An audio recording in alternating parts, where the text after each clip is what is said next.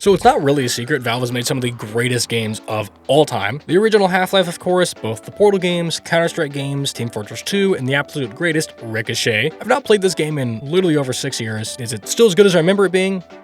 I mean, it's Half-Life 2, of course it's good. What kind of dumbass question is that? But like, genuinely though, does this game continue holding up after almost 22 years? I personally think it does, though, do you? The first thing that needs to be mentioned about Half-Life 2 is that, of course, it's running off the Source engine, which is my favorite game engine when it comes to good movement and funny physics interactions. Half-Life 2 is like the Portal games in the sense of how they both feel almost, if not exactly, how you'd want them to feel. Your regular Source engine movement and physics interactions have a weight to them that makes it feel like everything that interacts with one another plays out how it would in real life, with the exception of Gordon just casually lifting heavy objects and swinging them around like a word-raging chimpanzee. Physics props like small boxes and crates will easily go flying, but objects even just a little bit bigger like pallets and barrels require much more effort to send long distance, but it's way funnier to launch the heavier objects at high speeds. Another part of the Source engine is the flow of things, and while this isn't exactly the most intuitive thing to try to figure out, nor it's the most extensive, it's nonetheless important. And the flow of the game isn't reliant on just the engine, as the story does play a good part, but without a good engine to run around in, you wouldn't really be getting far into the story. The flow of things allows for you to easily swap between the shooting, moving, doing puzzles, among other things of course, and movement allows for you to outmaneuver some enemies while the guns let you fight back, putting you into this flow state of stringing things together. And I know this is kind of a subjective point, but I really hope it came across. Now for the favorite part, the jank. If you ever played a game off the Source engine, you just know it's different. One of the most obvious things is the ragdolls that Source is known for. Not a single other engine can replicate the funny ragdoll like the Source engine can. If you watch some of my TF2 videos, shameless plug, then you've probably seen some of these funny ragdolls, but they aren't beholden to just TF2 of course. The gravity gun is literally the perfect way to acquire the funny ragdoll, and I'll explain it step by step. Step 1, get out the gravity gun. Step 2, pick up a physics prop, preferably something heavier like a barrel. Step 3, point and shoot. Step 4, profit off your hard work by witnessing sheer beauty. If you like the video so far, please consider subscribing, because that really is the best way to help me out at the moment. Also keeps me motivated to keep making more videos. But that's all I got for now, so let's get back to the video. The Source engine is also very well known for what's referred to as Source spaghetti. Since the code is a complete jumbled mess, this allows for some insane movement to take place in the games running off this engine. The movement in this game is pretty interesting because at a surface level, everything is incredibly basic, but the thing I like is the ceiling for expression that's also present in other Source games. There's a good amount of tricks and tech in this game related to movement, and I actually learned a bit of it before starting this playthrough. This is another point as to why this game is good though. The fact that I can come back literal years later and still find something new to do shows really just how deep this game can be, besides being already incredibly fun of course. There were other things I did as well to make some of these tricks I learned easier, which was binding my scroll wheel to jump, because I am not spamming my spacebar for that shit. If you've seen D-Sync's video on Half-Life 2, you know what an accelerated back hop is, but if not, I'll quickly explain how it works, and it's really simple actually. Just hold the S button, jump backwards, let go of S before hitting the ground, and B hop as soon as you hit the ground. I don't entirely understand why you let go of S, but I think it's something to do with how the game calculates speed. Things like sprinting, crouching, and the aforementioned scroll wheel bind make this trick much easier to perform as you need to keep B hopping. Learning this one trick made the game infinitely more fun for me because, I mean, come on, who doesn't love going fast and just flying across the map? Though it definitely took me a bit to really learn and figure out. It's kind of like riding a bike in the fact that once you get it down, you can't really forget how to do it. Muscle memory basically. But what if you needed more of like immediate vertical height? That's where prop flying comes in. This trick is easier than back hopping, but it's more finicky. Compared to earlier releases of Half-Life where you basically do whatever you want with the props you pick up, the latest version tries to force a prop more in front of you. I only really used prop flying a couple of times, all of which were against walls because that was the only way I could actually do it, but it was fun trying to do nonetheless. And this one is simpler to execute on paper as it's only 2 inputs, but it's kind of hard dealing with it and doing it because it's rapidly pressing both buttons at the same time while trying to deal with all the jank of the Source engine and the physics prop. Still a fun trick to learn nonetheless. You don't need these tricks to play the game, but it's way more fun with them. I really feel like these open up more of the game to me, and I also think that it's just way more fun to kind of just break a game like this since it allows for a lot more shenanigans, which are always good. I would cover other tricks and skips, but this section is long enough and I didn't really do other tricks. Plus, it's probably best to just check out someone else more knowledgeable on this subject if you're really interested in learning it, because there's a lot of cool tech. But do that after finishing my video. I need a retention rate. So besides some rad as fuck movement, what else do we got in here?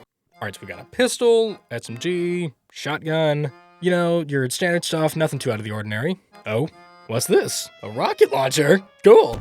Some random ball that smells like shit, all things considered.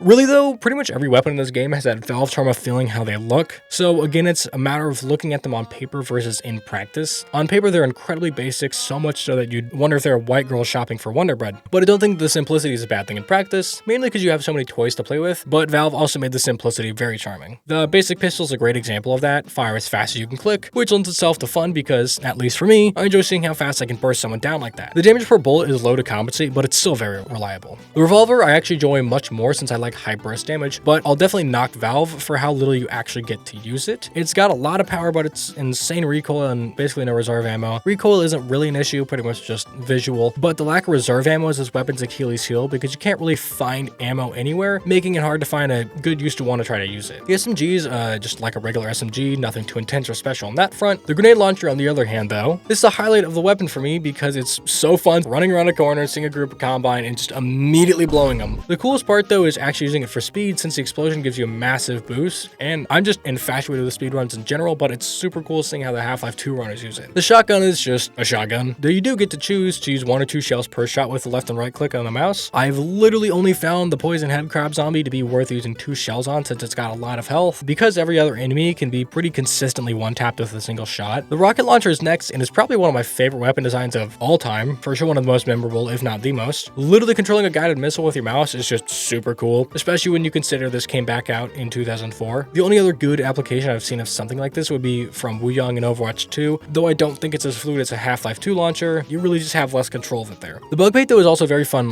weapon to me, as I like controlling other creatures. I love just summoning my children to send them into an active war front, and if they come back alive, tell them daddy's proud before sending them back in. And it's a very simple item, but it results in one of, if not my favorite sections in the entire game. Next thing up is a story, which I find to be good, but I've played some fantastic single player games, so the story really pales in comparison to those. I think the visual storytelling is actually better than the fully written out story. Yes, they can tell me what's going on and why it's happening, but if I don't really feel like it's happening to the world around me, does it really matter all that much? As you get further into the story, you cross a bunch of different landscapes and different areas and get to see just how the Combine have affected the area, or in some cases, lack thereof, which I think makes for some really cool scenery and design. Some of the levels that I think really play into that well are the chapters 7 Highway 17 and chapter 8 Sand Traps. These are my favorite levels in the game, so I'm going to be talking about them, though I would like to mention chapters 6 and 9, nice, Ravenholm and Nova Prospect respectively, in here because those levels have just insane visual design. Highway 17 is where you really get to use the car the most, and because of that, it's very open. The reason I actually like this more over Ravenholm and Nova Prospect was because of the repeat playthrough. And remember how I mentioned backhopping earlier? This section, for a beginner like me, is a perfect playground and testing space you could ask for since there's just tons of open space with the roads. And it's super easy to build speed with backhopping and just fly through everything faster than you'd be able to with the car. Despite me dying a couple times, mostly just due to incompetence, this section easily puts itself in the running for best level, solely because of how much fun backhopping made it for me. Sand Traps is next, and it's an incredibly polarizing level. The first half can be really annoying trying to avoid the sand. For me though, it's sitting in first place in my heart because